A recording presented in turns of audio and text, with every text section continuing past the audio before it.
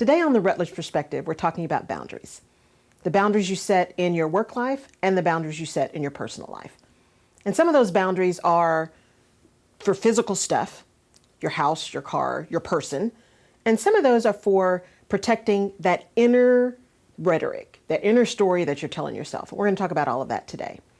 Now, in Texas, we have this saying, good fences make good neighbors.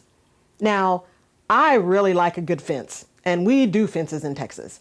And I remember when I first started traveling, I would see all these houses with these great yards and not a fence in sight.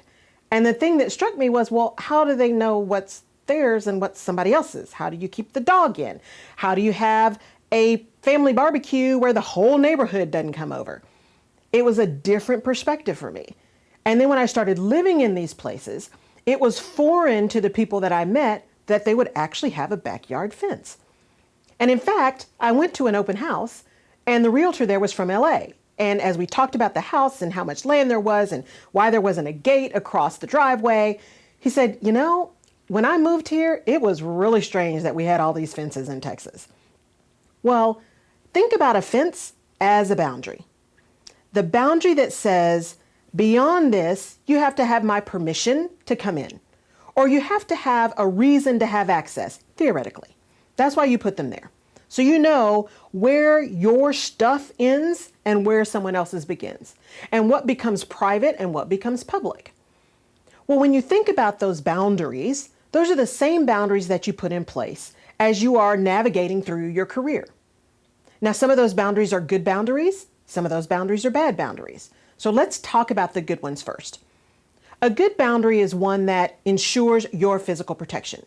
So you may have boundaries that are set by the organization around safety, around personal protective equipment, around working hours, around the security of doors or how you enter the actual physical place.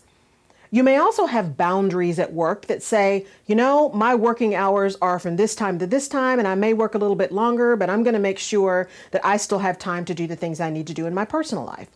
Or here's where my job responsibilities are, and I'm willing to flex those responsibilities, but I'm not going to have my boundaries pushed so far that I end up doing my job and everyone else's.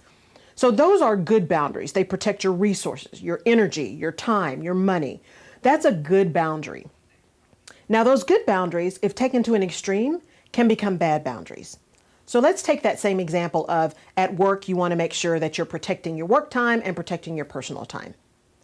If your boundary is, that's great, I'm glad we have all those things after work, but I absolutely do not do anything work-related after working hours. That's a choice. And that may be the right choice for you. However, that particular boundary may actually lead to a position where you are completely separate from your other colleagues. It's seclusion, right? It's different. It is taking you away from the things that begin to build those relationships and build those connections in a corporate sense, little c. That kind of boundary may in fact be causing circumstances that you actually don't want to cause. And perhaps that boundary is not so much giving up and saying, okay, well, they're paying me, so anytime they need me, then I have to be there. But rather, it's, well, I am really concerned about not making my kids' games, or not being able to spend time with my friends or my family, or not being able to attend the symphony or the opera, or just go for a run. And so depending on when the work thing is that's after hours and what other commitment I have, I may or may not choose to go, or my boundary is, if there's something for which I've already had plans that involves my family, my kids, my health, that will take precedent. And I will either not attend the after hours work thing, or I will only attend for a certain period of time. So that enables you to still keep a boundary. You're still paying attention to what's important to you and protecting your time and protecting your interests, but you're also enabling yourself to be a part of this corporate experience, to be a part of this collegial environment where people learn to know you, they learn to engage with you, and they learn to connect with you through these things that are not so much daily grind, daily work. Now, I read not too long ago, and to give you an example, who missed a great deal of time with his kids. He missed recitals. He missed all of this time. And his kids were older now. And he had a great relationship with them. But he started reflecting on the fact that how much better could it have been had he spent more time? How much closer would they have been? And in reading this article, he had determined that one of the things that was a requirement if you were going to work for him on his staff was that you would not miss a family event with your kids. No matter what else was going on, it could wait. You would make the recital. You would make the planned party. You would not miss a birthday. You would not miss a wedding. You would not miss these things because that time you cannot get back. And while the work was important, the work can be done in other manners. And you really need to be there for your kids because you can't get that time back. It's the same thing for you. So when you have someone starting to encroach upon those boundaries for you, make sure you understand, why did I set the boundary? What is the encroachment? And is it really something that is going to be so important for me that long term it is going to be negatively impacting me? And if so, then I have to make a choice that that is more important than anything else that's going on. Now, those are your physical boundaries. Those are your kind of time and energy resource boundaries. But the third boundary I want to talk about is really the boundary that's much more difficult to manage, much more difficult to protect. And that's your internal dialogue boundary. And that's more difficult to protect because sometimes someone can invade that internal dialogue through microaggression over time. It's like the boiled frog syndrome.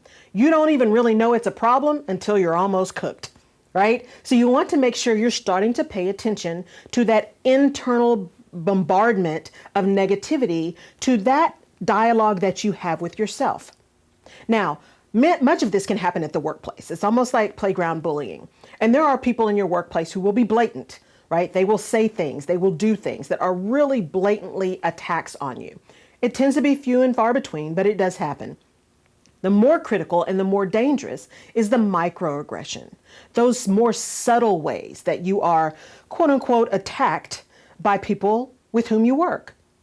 Not being invited to a meeting or being told a different time of a meeting, or having someone say, oh, we were going to put you on this project, but it didn't really seem to make sense. Maybe next time. And then you find out someone else who may not have the same experience, who had a different kind of job, was actually invited to the party and you were not. That's the kind of activity that gets deep seated into what you tell yourself. I'm not good enough. I'm not fast enough. I'm not a part of the team. I obviously cannot do this job. It is really important that you protect that internal dialogue. Now, one of the things I remembered from a very long time ago was one way to set your day and to begin to protect that internal dialogue is to understand what you are putting into your mind first thing in the morning. Now, many of us get up, we turn on the news, and we start about our day, which is great. And for me, I did that because I wanted to know what the traffic was going to be because I had a long commute. The challenge with that is not only do I understand traffic and get that information, and sometimes that can start to jack you up, especially if you live in Houston, Texas, but it also got you the information around the latest murder, the latest fire, the latest person that was displaced, all of this other stuff that was negative that gets in your mind the very first thing in the morning. That's why you see so many people moving towards setting their intentions during a very quiet period, the first thing in the day, having gratitude journals. What do I do the very first thing when I wake up before I let anything else bombard my senses? As you go through your day and you start thinking about your boundaries, be sure that you are setting up that internal boundary that is really strong. It's very protective. It can let information in that helps you, that moves you forward. And some of that is constructive, and you need to know that too. But it needs to be strong enough that that information that comes through that will be detrimental to you, that will keep you from serving, that will keep you from performing, that will make you begin to doubt you, that information does not get in through the membrane, right? It's one of those permeable or impermeable membranes. Those don't get through. But the things that do get through are the things that push you forward, that make you do the things you want to be able to do, that give you support, and that move you towards being the servant that you want to be, through the purpose that you want to be, and deliver in a way and connect in a way that is your design. So, at the end of the day, you want to think about having good fences because that means you have good neighbors. Protect your stuff, protect your person, protect your mind. And that's the Rutledge perspective. Thank Thank you for watching.